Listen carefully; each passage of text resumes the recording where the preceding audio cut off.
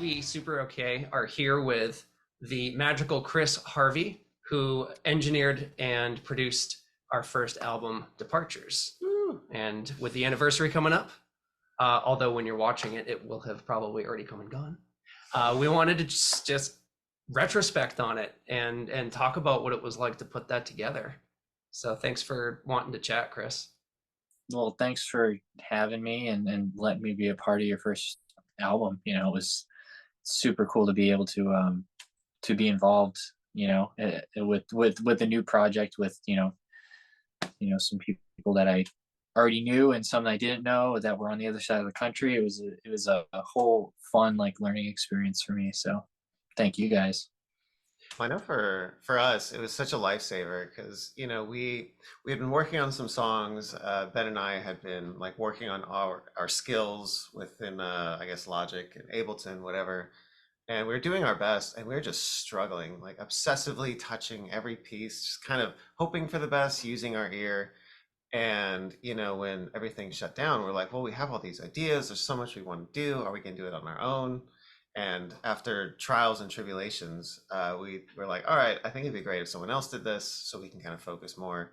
And I was so glad when Ben had mentioned your name, because it really let us kind of focus on what we wanted to do, how we wanted to do it. I don't think we would have been able to complete the number of songs, the number, the collaboration that we were able to do without your wonderful help. For sure. Yeah, and I feel like it was just luck that I don't check Facebook or socials that often. Maybe I do now more that we're an active band and we kind of have to live in that world. But I just happened to be on Facebook. It was September of 2020, and you had made a post being like, hey, I'm looking to get into some engineering and some producing. And I want to do it remotely because there's this COVID thing. This is paraphrasing. Those weren't your exact words, but something to that effect. And I reached out. It was either that day or the next day, but it was like within 24 hours. I was like, yes. And for what it's worth, I don't know if the four of you all know everything, but Chris and I met back in, 2011? Does that sound right? That sounds about right. Yeah. So we've been Facebook friends and real friends for over a decade now. We got to play in a few shows together, including my last band's album release back in 2013. Crazy. And you had worked on that album. That was Look Sharp's Super Look Sharp 4. And so that's how you and I met. But for anyone who is listening, and just for the rest of the band here too, could you tell us a little bit about how you got to reaching out and asking the Facebook network, hey, I want to work on some recording and engineering? How did you get there? What's your experience been that got you to trying that?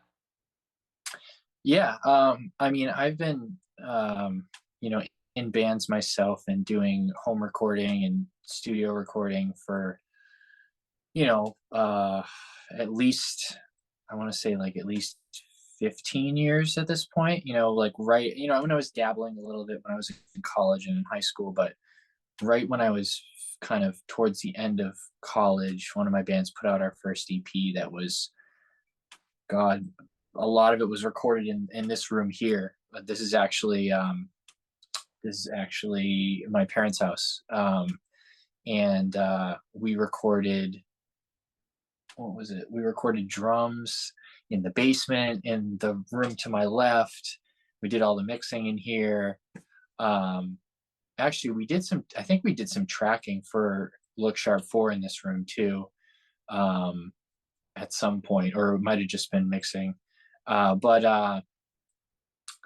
Yeah, so I'd always kind of dabbled with that, and I've always done my own recording for certain things. I've got stuff I do on YouTube and some other covers I've done, and then sometimes when my band will go into the studio after we are done with the studio, it'll be like, all right, well, I want to add some more backup vocals or guitars or whatever, and I always kind of just did that on my own, and then just said to whoever my band was mixing at the time. Usually it was one of two people, both of who Ben, either Sean Cahalan or Kyle Paradis. we've been in bands together, those guys for years, and they're both fabulous engineers. So it was always like, hey, here are my tracks, like just kind of tuck them in underneath everything else, and we'll go from there. So in terms of like working on stuff kind of on my own and remotely, it kind of started there. And then I had just started working on some stuff with a new project that we just put out, our first single, actually, from some guys that are from your area, actually, out in California, that we connected on Instagram. Band is called Theros, and they said, hey, we have some stuff, do you want to try some vocals? And I had just done that, and so I was kind of already in that mindset. And all my sound gigs, my live sound gigs that I've been doing live sound also for 15 plus years, they were all in the toilet because of COVID. So I was just kind of sitting at home, idle hands, needed some money, wanted to just be creative. And I posted that thing, and it was you guys. And then I think I had one or two others. I did a theme for a podcast. Nice. Which was cool. It was kind of like just like a rock theme. It kind of almost sounded like a wrestling song, which was kind of cool. Yeah. Excellent. All right. Yeah. Speaking my language. Right. Yeah. So kind of like, and then another friend that I had met years ago wanted to do like an EP that was mostly like acoustic. And that was a little more like going to be in person, but he didn't need to start it right away. So we kind of just set it up like, okay, in 6 months, hopefully, like, when we've been vaccinated or something, we can like start meeting up and putting these things together. But you guys really were the ones that were like, hey, we've got this kind of, bigger thing we want to put together. And there were some, which we'll talk about in a second, there were some interesting aspects to what you guys were doing that I never had to deal with before, especially on a level of like a full length album. So in short, I've been doing this kind of stuff for a long time, but in the last kind of couple of years, I've really kind of tried to branch out and do some things I hadn't done before, because I had the ability to do that. So.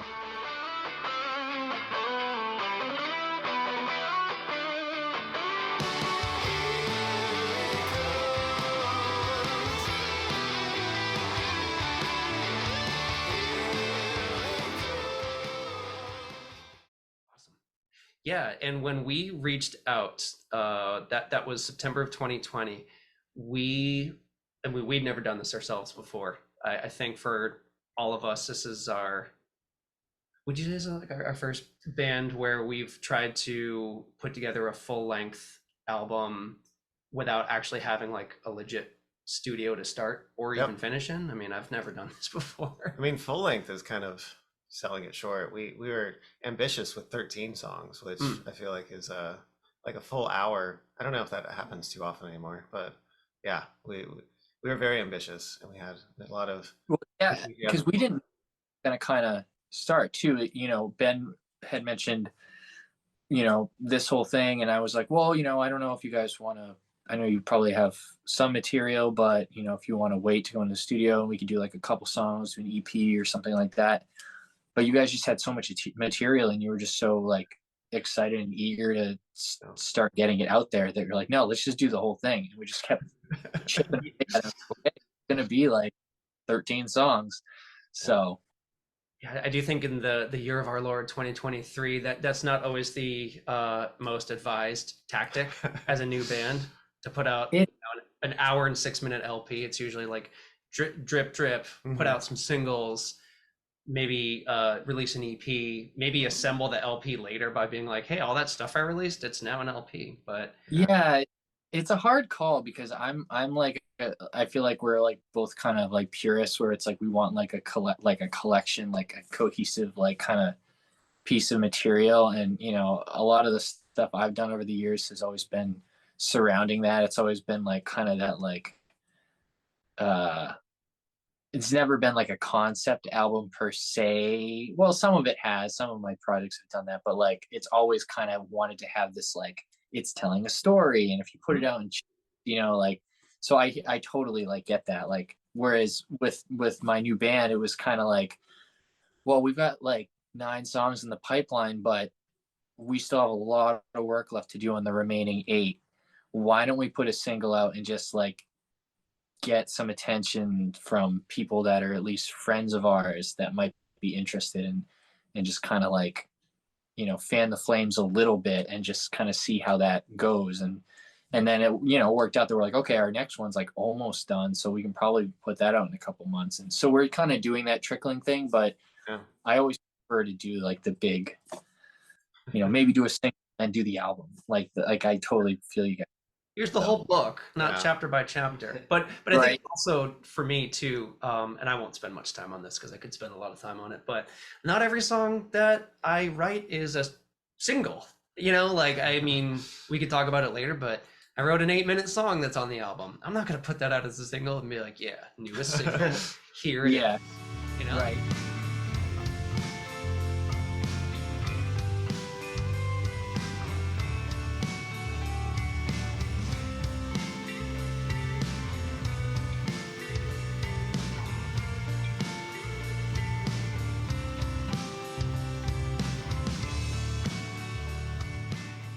I think also trying to do this in the pandemic, having a bigger project to work on for a longer period of time, because like the lockdowns like kind of kept extending. Like it helped, at least it helped us like stay sane, I think. Oh, absolutely. Yeah, so Keep being something able to to do. come out on the other side with an album was like a pretty cool thing to be able to do. Yeah. I think it was super cool. Like, you know, once again, I know we were going to probably, maybe we just segue into it now, but like, as we had talked about before, I mean, it's not even the same as like, oh, you know, we were working on some stuff, we recorded things together as a band, and then we sent them over to Chris to mix. He was on the other side of the country. It's like, no, it was like you guys were like in your individual like apartments, Yeah. like recording parts, sending them to each other, you know, playing drums on you know the electric kit, and then like being like, okay, like we want to make this sound like a real kit. And like, so it wasn't like just, okay, we were recording together as a band and we're sending Chris the tracks and he's mixing it. It was like way more involved than that. And like you guys had so much homework to do like before it even got to me. So that's what I think was even more unique about this, was like you guys weren't even in the same room, let alone us being in the same room. It's true. As Davey alluded to, he was using Ableton in his apartment. Kat and I lived together here. We were using Logic. We're using Yeah. entirely different machines. We had some of the same equipment. Like you recommended an audio interface and something for pre-gain. And we were using somewhat similar mics of, I think, similar quality, but otherwise it was just us trying to figure out what our standard settings were while we're recording. And I know I was wildly inconsistent with it for sure. And also we had a lot of our songs created, rehearsed before we reached out to you, but there were a few songs that we wrote after we started working with you. Yeah. Right. The song Half Past Nothing was kind of like a buzzer shot at the end. I was almost not gonna even include it, and these two, and well, Drew wasn't part of it yet, so I don't want to make it sound like he didn't.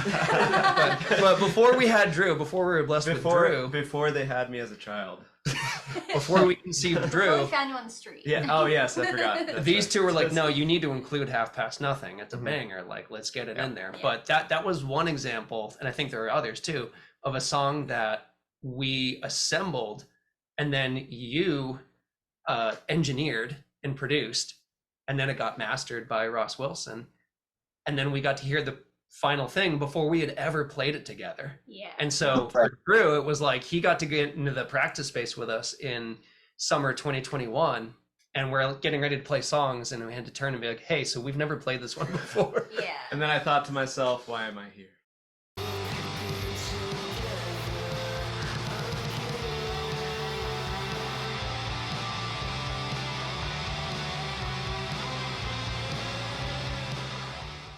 no, I'm just kidding. No, like the reason why I like wanted to try out is because like I heard freaking Eat Us Alive, you know, Debt and stuff, and I was like, and then you know, of course, 616, and like The singles we had out at the time. yeah. So I was like, oh, this, you know, yes, let's do it. Yeah, we met. I think we met with you the first time the day after Break the Faith had just released as a single. Yeah. Mhm. That's right. It was our last single Last single, yeah. for that album. It's exciting. Yeah. But yes, about Yeah. that segue, I feel like I'd love to understand what it was like. I think we all would understand what it was like to get started on this project and to try to work with musicians who were still like figuring out what their band is like and what their sound is like. Mhm. And I would put this out there too for anyone who's listening in the future, which is now your present. We generally have 4 songwriters here, but at that time it was I was writing some songs, Davey was writing some songs, so the songs would start some from this apartment, some from his apartment, Right. and that to me always felt like that must have been a challenge to take 2 different songwriters' songs and be like, how do I make this cohesive? Yeah. Anyway, but what was your experience like getting started with all that?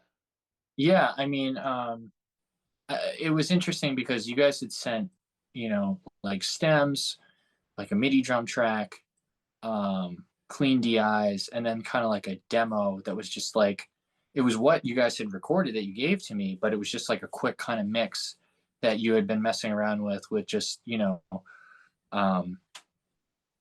just with the tools you guys had. And so I kind of would listen to that and get a vibe. And then you guys often, when I would send like an initial mix, would say, we like what you did here, but maybe like do a little less of like this type of band, a little more this type of band, or like the guitar's a little too fuzzy right there. Can you clean it? Like, can you make it a little cleaner? Because you guys, once again, you guys had sent me tracks that I would listen to, but then I would take your clean DIs and I would essentially recreate the guitar tones and the bass tones and even the drums, because the drums you recorded them, from what I understand, Ben, like straight in from your kit, and then also took a MIDI, right? Yeah, it was MIDI in primarily, and then I would go and reamp it to be like, this is the kind of booming sound I want on the kick drum. And with our guitars, it was all like DI. So I think my challenge was trying to find the approximate, like this sounds kind of like my amp and my pedals, Right. like my array that I typically use, but I don't know. We've never played live either, so I'm still figuring it out. Right. And you Yeah. did great with that because I'm like, I don't know if I'm sending you great stuff or if I did something weird in this bounce and I'm asking you to fix something that I messed up. I think there were like a few times where like that happened, but not like, it wasn't like insane. Like, you know what I mean? It was like here and there'd be like a thing where it'd be like, there's something wrong with this, but can I make it work? Like, cause I remember when I did 616, which was the first one I worked on, I was like, there was one DI track I couldn't find, which it turned out it was there after all this. But so what I ended up doing for that one is I think the distorted guitars on that actually were the initial like amp versions that had given me that you bounced. So that first song, I don't think I used any DIs. And then when we did, what was next after that? Cat was next. Yeah.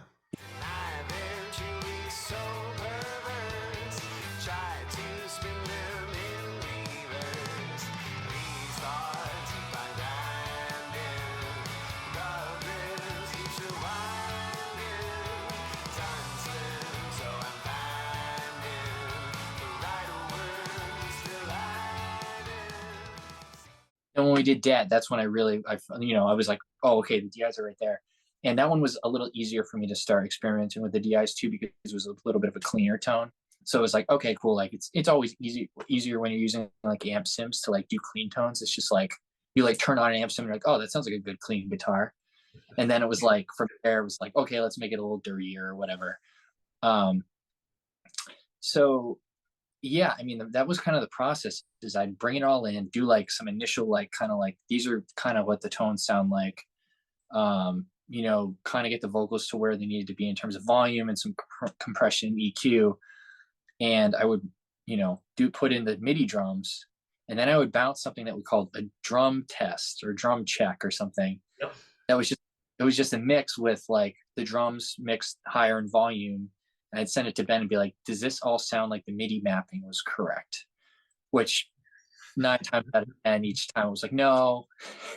Our MIDI interfaces didn't like each other. And that was originating from my side, of course, but and for anyone who isn't familiar, and I wasn't very familiar until I got into it a few years ago recording this, but I was trying to figure it out too. Like, can I just change the mapping and it'll work? And I'm sure I could have, but I hadn't done it before. So yeah. So it was something like my my like a crash choke, like a choke grab kind of thing, like a psh, didn't translate for years. I didn't use a lot of those, but that didn't translate. An open hat Yeah. sound didn't right. translate all the time. Like sometimes it did, and I guess I could go back and look into why, but that actually led to some interesting, like, Det is supposed to have a drum part with an open hat going through the verses, and when we bounced it and it was good to go, I'm like, I think it's actually just picking it up as like a, it's not the but just a someone's doing like a little triplet on there, maybe not triplet, Right. but then Drew, just when he learned our songs when he was trying out, played it that way and was like, that's kind of an interesting like thing you're doing on the hi-hat there. And I had to tell him like that was actually a production. That was the computer. I messed that up and didn't catch it, and so we spent a lot of time going back and forth with the drum checks and me being like, oh, there's supposed to be a crash in the chorus here, let me send it over, and that was a little challenging, so thanks for your perseverance there. I did have a question. What was your DAW that you were using? Oh, I'm using Pro Tools. Oh, very Pro cool. Tools. So yeah, But I'm that's using- like three different ones, that's yeah. crazy. Yeah. Which works for the most part. I mean, I guess between us it generally works because we would just send raw exported WAV files between each. Right. And that's easy to interpret. So Mhm. I do think that between Ben and Chris, you ran into the majority of the problems because I think that's the only time we used MIDI. Well, that's the only time we used MIDI. I did love the little surprises that you would drop in here and there, like a little organ sound, a little whatever. Always kind of appreciated those tidbits because it added a little variety. Yeah, there's a little bit in Super Ego, I think, in the bridge. Is that right? Like toward the "There's hope yet." And it's like some little. Is that right? Am I imagining that? I can't remember what song was on, but yeah, there's one where there's I think it was Super Ego. Yeah, there's like organ in the middle. There's hope yet, I'm waiting to bed. You'll see once I stay.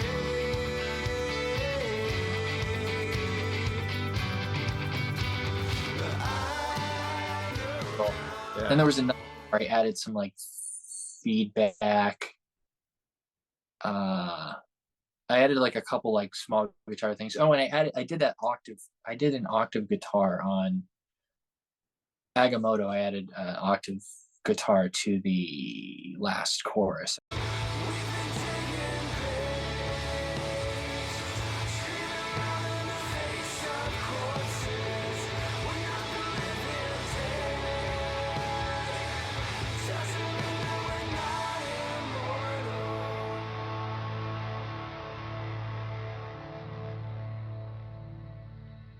Nice. That sounds right. You also did, I think, octave bass in Lease, if I'm not mistaken. I think that was. I think yeah, I just did that. That was just with a pedal. Like I just did that in the DAW. I didn't replay anything. So that was still Kat's playing, like added like a sub because it needed like just a little, because I think she was playing higher on the neck.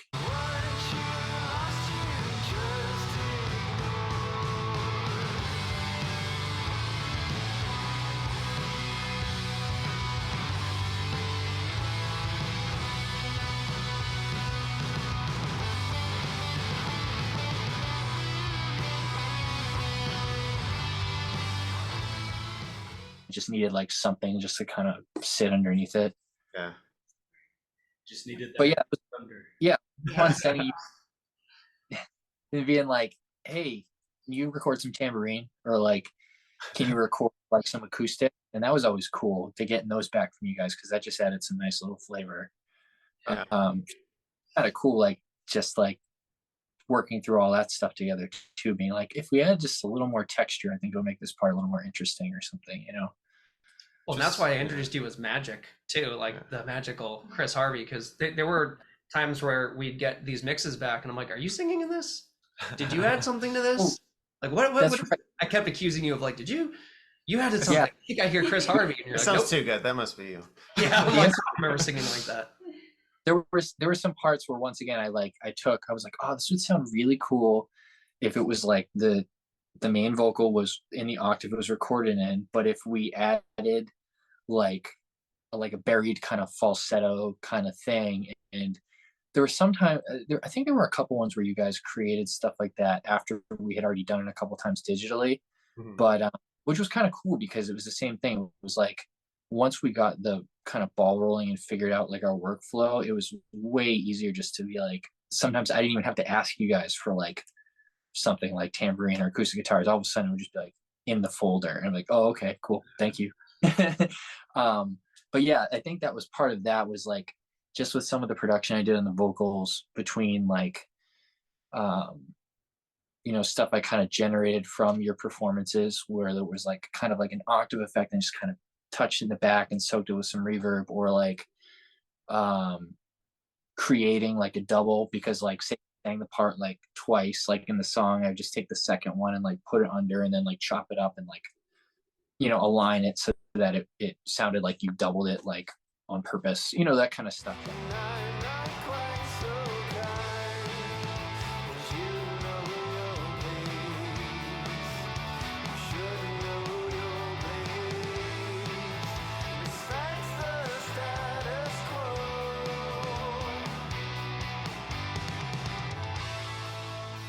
So I think it was a lot of those weird things you just weren't used to hearing, that you thought that, that I had done something, but I didn't record my voice at all for it. So One thing I'll appreciate is, I think before we had worked with you, we had tinkered a little bit with backup vocals. I don't think we were super confident about them. Even when practicing, it would be kind of here and there. But when we started working with you, we really wanted to experiment a little more. And then with 616, I think will be one of my favorite examples, is that you're like, that's great, but I want more.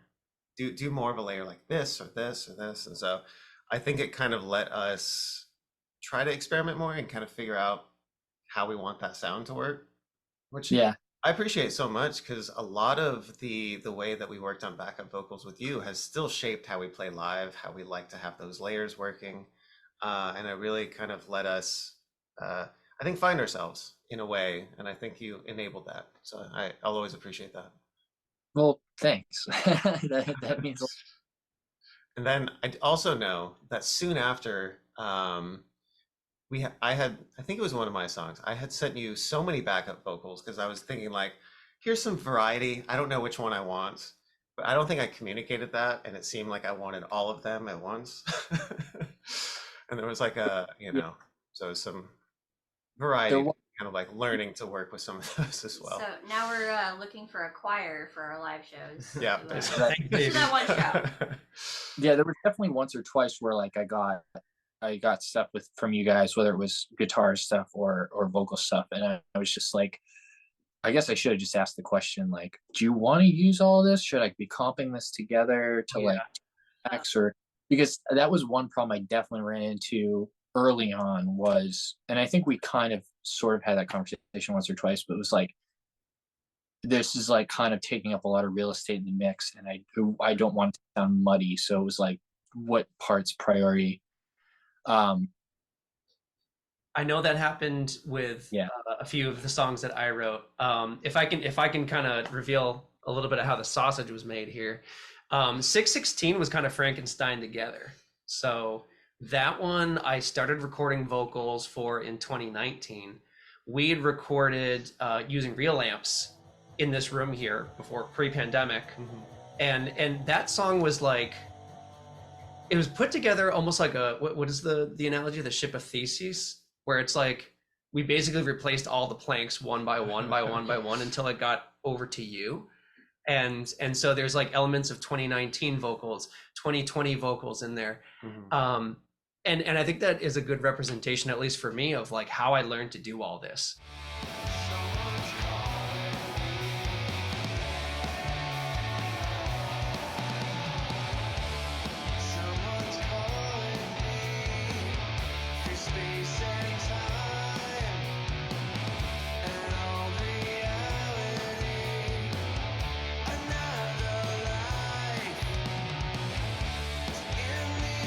I know that I sent you for the song Push. I recorded 5 guitars all doing the same thing. Not because I thought that that was like the right way to do it, but because I was experimenting and just trying to figure out like, how do I get this deep, grungy, sludgy sound? And then I think I sent over something like 4 or 5 vocal tracks too. And I want to say that was one of the ones where you were like, so do you want me to use all of these? And I didn't know what to say. I'm like, well, maybe. I don't know. Do you know any better? I don't like Planned ones.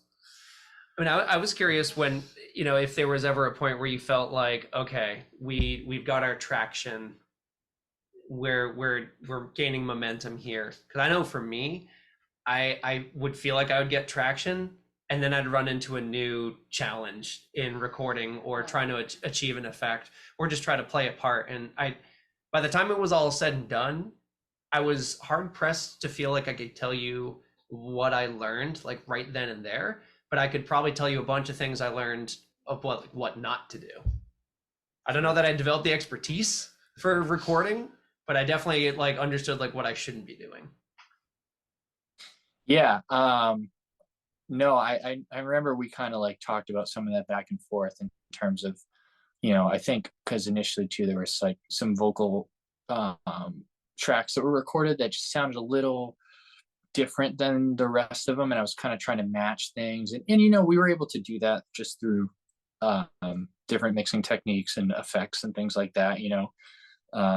We on the album, we used a lot of like kind of lo-fi stuff on the vocals. So that like always helps mask things like that too. And it worked because it just made it sound like a rock song, because that's done all the time, you know. So I think there were creative ways that we kind of worked around it as we we're learning stuff too, because yeah, like I said, I was kind of putting some of this stuff together, and like particularly the drum stuff was, I just learned how to use Stephen Slate drums 5, which is what I used for the kit. And then I mixed in samples, like I stole like a failure snare sample, which I told you, which I feel was like kind of one of my secret things I used on this. It just was like, oh, I like this snare sound, it sounds pretty good. And then I was like listening to a Failure album, and there was like one part in one of their new albums where there's just like this drum break, and Kelly Scott hits like the snare and then hits like a tom and then 2 kicks, and I was like, oh, I'm gonna steal that snare. Thank you, Failure. Thanks for that. And it just gave it that. So apologies to Ken Andrews. Don't come after me for stealing your snare. or compliments to them. Thank you. You're the reason for our success.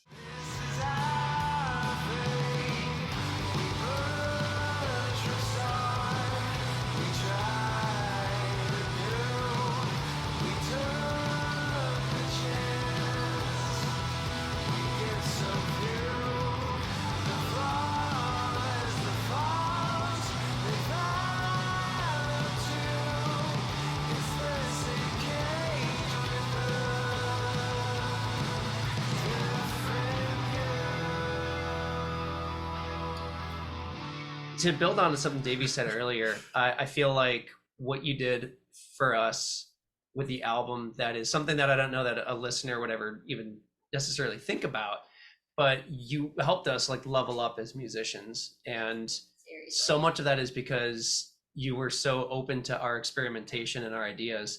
And sometimes what that resulted in is like, take a song like Same Cage, for example. I'm not someone who like walked into this as like a lead guitar player. I've always been firmly rhythm, but I wanted to try some things. Davey was encouraging me to grow and try things that I hadn't done.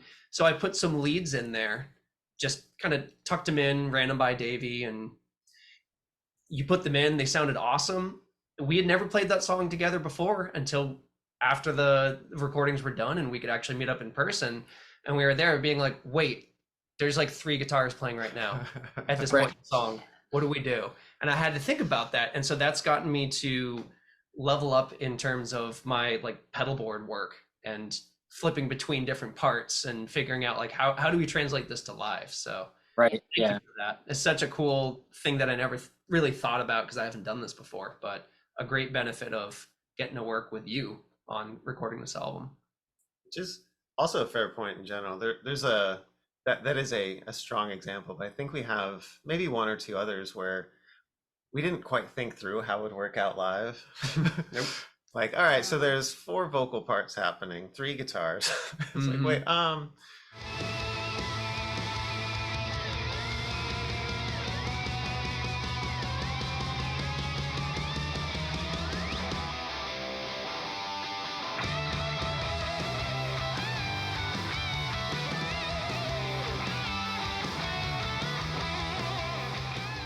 so it is an interesting process, and I appreciate Drew being patient with us through while we learn that as well. Like I said, it was enjoyable and educational for me as well. So I was curious to know if there was any songs that you found more challenging to work on, and that's a positive marketing spin on difficult, but like more challenging, or if there were any that were just like a breeze, and if there's any particular reasons behind why they were challenging or like super simple. I think the first thing I ran into was when we went from doing 616 to Debt. As you had already mentioned, you and Davey are pretty different songwriters and vocalists. So it was kind of like trying to find. Initially, I was trying to like figure out like what I want to do in terms of like making sure there was like good cohesion between everything, and a lot of that I think we did with the production, but also like you guys split, like it was fairly 50-50 in terms of the songs I feel like on this record. So initially for me it was like, oh, these seem like 2 very different songs, but then as I went through all the other stuff and heard everything else, like, oh no, this totally makes sense. Like so I think initially there was that, but I think outside of just like I don't know if I have a hardest song. I think the easier songs for me were like the slower ones, in particular like Push and Lease. I kind of just like put on my Alice in Chains hat, which I'm always happy to do because they're one of my favorite bands. So I was like, okay, I'm gonna just make this kind of sound like newer Alice in Chains, but it doesn't sound like super different from the rest of the record. But it just, I think those were probably the easiest and also most enjoyable for me, just because I kind of was able to put on that hat that I love so much.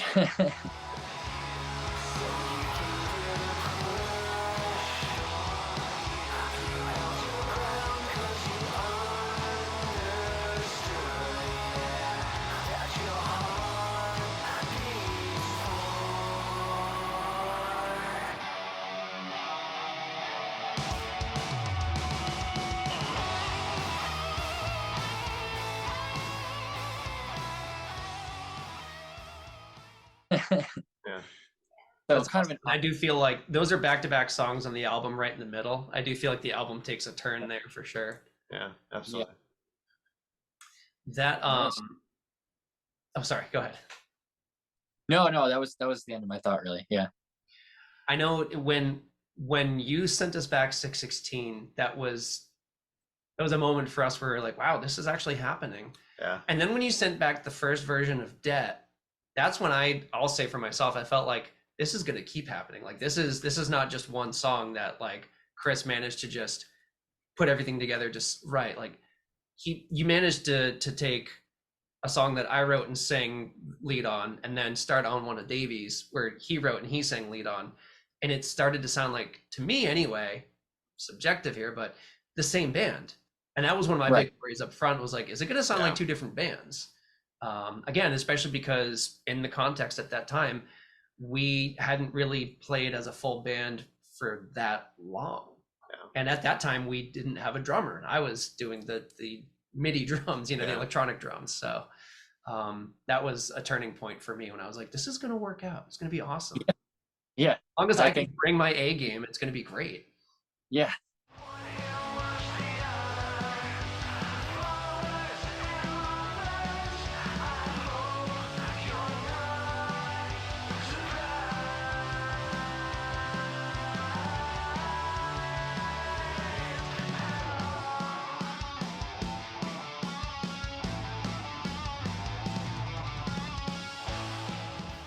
then further still, Eat Us Alive, just like I enjoyed the variety, but it still did feel connected. It still felt together. Eat Us Alive soon after that, which absolutely loved, and then Break the Faith. And between those four, which was kind of the big start we had, I think, before we really dived into the rest and kind of had those pieces in.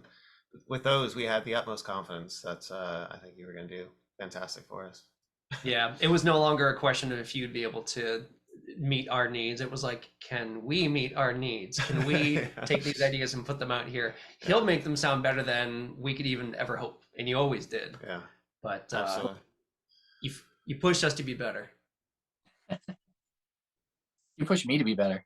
I've learned, like I said, I can't reiterate enough how much I learned from it too. So it goes both ways for sure. I mean, that's the rewarding thing about being a musician and getting to collaborate is you build something from nothing and everyone walks away better for it.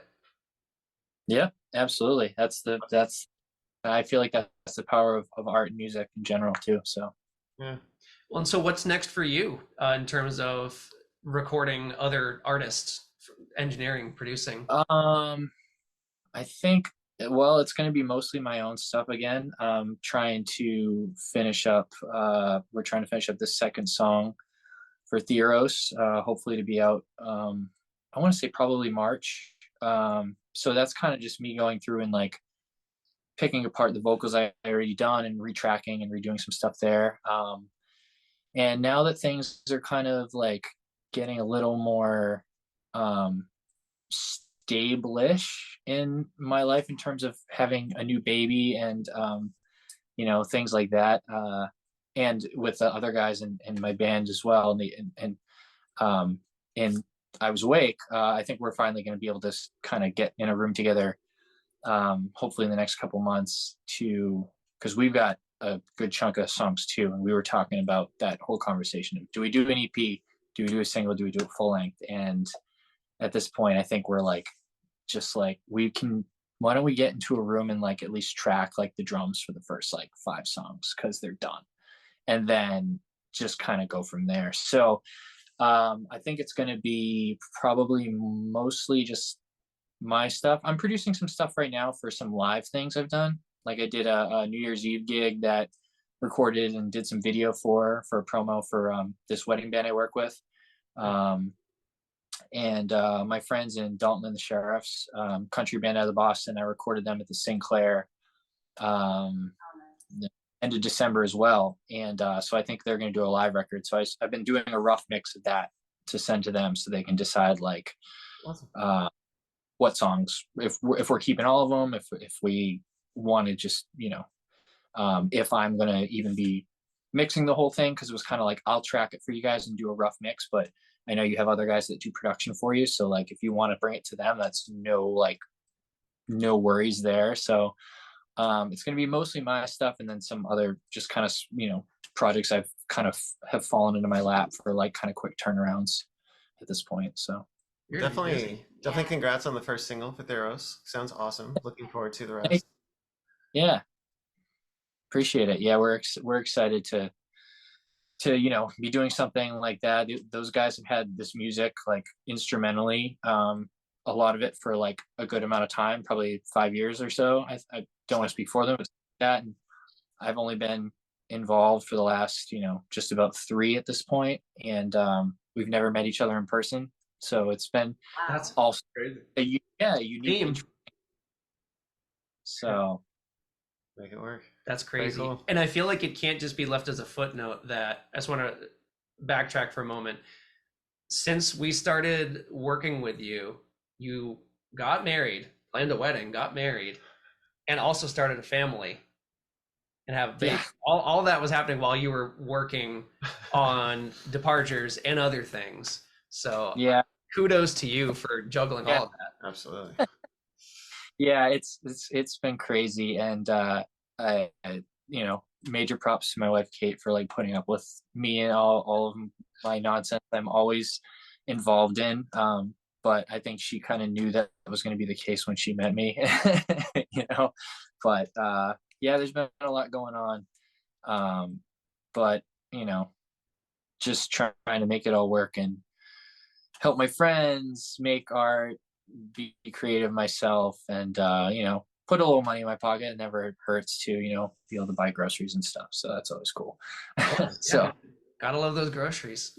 We'll do our Yeah. best to make it to a venue near you someday. Unless you Someday. want to come out to Yeah. LA, of course, meet up with Theros and all them. But Yeah. we'd love to perform for you. That'd be awesome. I'd love to see you guys. It would be such a cool experience for me to see it live. So yeah, we'll make it happen. I love it. Yeah, you can listen and be like, I helped them write that part. I remember when that part happened. Yeah. They'd be nothing without me. That was on purpose. Cool. Well, Thank you for your time. Yes, thank you so much. Yeah, absolutely. And I'm sure we'll be working on something, together, like in the future. I mean, even if you guys just have like demos and you like are like gonna go record them with someone else, if you want like feedback or anything, always feel free to send them over. Like I'm always happy to listen to new stuff. Yeah. So I would love that. Yeah, we would love that. And we've got plenty of demos. Almost another LP's worth. Don't know if another LP is the plan, but Yeah. pretty much another LP's worth of stuff that we are writing, that we've been playing live, that we've been recording demos for. So we'll throw some stuff your way for sure, and it'd be great to work with you again in the future. awesome. Well, thanks, y'all. Thank you. Thank you. Yeah, I know thanks. you got to go be a family man, so hop to it. And thanks again for celebrating this anniversary with us. Thanks for giving us something to celebrate the anniversary of. Yeah, appreciate it. Happy birthday, Departures. Happy birthday, Departures. There it is in the background, right there. Departures. I'm proud of you. Thanks for putting this time aside for us. And Thank you again. we'll leave you to be with the family, and we'll catch up with you soon, man. Thank you. It's good to see All right, guys. Yeah. Have a Best good- of luck. Cheers. See ya. you. Bye. Bye. See ya. Bye.